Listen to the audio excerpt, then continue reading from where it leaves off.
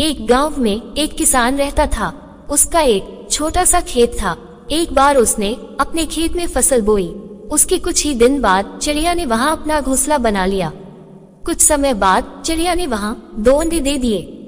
फिर कुछ समय बाद उन अंडों में से 2 छोटे छोटे बच्चे बाहर आए। वे सभी खेत में ही अपना गुजारा करने लगे और खुशी खुशी अपना जीवन गुजारने लगे। पर कुछ ही दिनों बाद फसल कटने का समय आ गया। सभी किसान अपने अपने खेत की फसल काटने लगे। फसल कटने से उस चिड़िया और उसके बच्चे का वहां से अपना घोंसला छोड़ दूसरी जगह पर जाने का समय आ गया। एक दिन किसान कह रहा था कि फसल काटने के लिए वो अपने पड़ोसी से पूछेगा और उसे खेत में भेजेगा। ये बात चिड़िया के बच्चे ने सुन ली।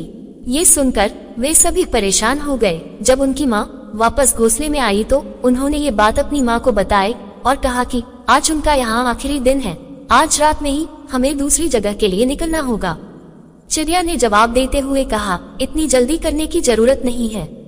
मुझे नहीं लगता कि फसल की कटाई कल होगी। जैसा चिड़िया ने कहा था ठीक वैसा ही हुआ। अगले दिन किसान का पड़ोसी खेत में नहीं आया, जिससे फसल नहीं कट सकी। फिर जब शाम को किसान खेत में आया तो खेत को देखकर कहने लगा कि पड़ोसी तो नहीं आया, कल अपने रिश्तेदार को भेज देता हूँ। चिड़िया के बच्चों ने किसान की बातें फिर सुन ली। फिर से वो सभी परेशान हो गए। उन्होंने फिर ये बात अपनी माँ को बताई। उनकी माँ ने कहा कि तुम लोग चिंता मत करो, मुझे नहीं लगता कि किसान का रिश्तेदार आएगा। आज हमें यहाँ से जाने की जरूरत नहीं है। जैसा चिड़िया ने कहा था वैसा ही हुआ। किसान का रिश्तेदार खेत नहीं पहुँचा। ये सब देख चिड़िया के बच्चे हैरान हो गए। अगली शाम जब किसान खेत में आया तो खेत को जैसा था वैसा ही देखकर कहने लगा कि कहने के बाद भी कोई कटाई के लिए नहीं आता है।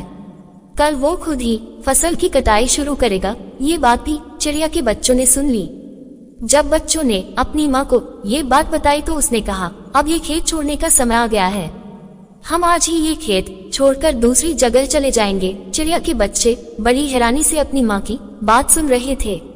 उन्होंने सोचा कि आखिर ऐसी क्या वजह थी कि उनकी माँ इस बार खेत छोड़ने को तैयार हो गई। उन्होंने अपनी माँ से जब ये बात पूछी तो चिड़िया ने कहा, बच्चों, पहले 2 बार किसान फसल की कटाई के लिए दूसरों पर निर्भर था। वह अपने काम से पल्ला झाड़ रहा था, लेकिन इस बार ऐसा नहीं है। इस बार उसने फसल काटने की जिम्मेदारी खुद ली है, इसलिए यह जरूर आएगा। इतना कहकर उसी रात बच्चे और उनकी माँ उस खेत से उड़कर चले गए। इस कहानी से हमें ये सीख मिलती है कि दूसरों की सहायता लेनी अच्छी बात है, लेकिन अपना काम दूसरों पर टाल देना सही नहीं है।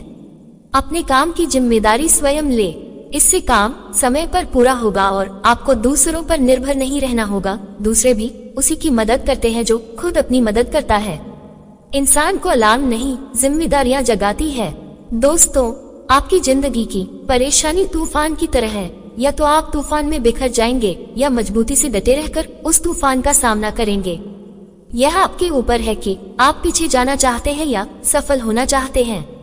हर किसी की जिंदगी में तूफान आता है और वह उसे पूरी तरह बदल कर रख देता है। कितने भी दलदल हो जिंदगी में, पैर जमाए ही रखना, चाहे हाथ खाली हो जिंदगी में, लेकिन उसे उठाए ही रखना। कौन कहता है छलनी में पानी रोक नहीं सकता, अपना हौसला बर्फ जमने तक बनाए रखना। जीवन में कठिनाइयां हमें बर्बाद करने नहीं आती है, बल्कि ये हमारी छुपी हुई सामर्थ्य और शक्तियों को बाहर निकालने में हमारी मदद करती है। कठिनाइयों को ये जान लेने दो कि आप उससे भी ज्यादा कठिन हो। तुम्हारी जिंदगी में होने वाली हर चीज के जिम्मेदार तुम हो। इस बात को जितनी जल्दी मान लोगे, जिंदगी उतनी बेहतर हो जाएगी। आपकी सबसे बड़ी जिम्मेदारी है खुद को खुश रखना।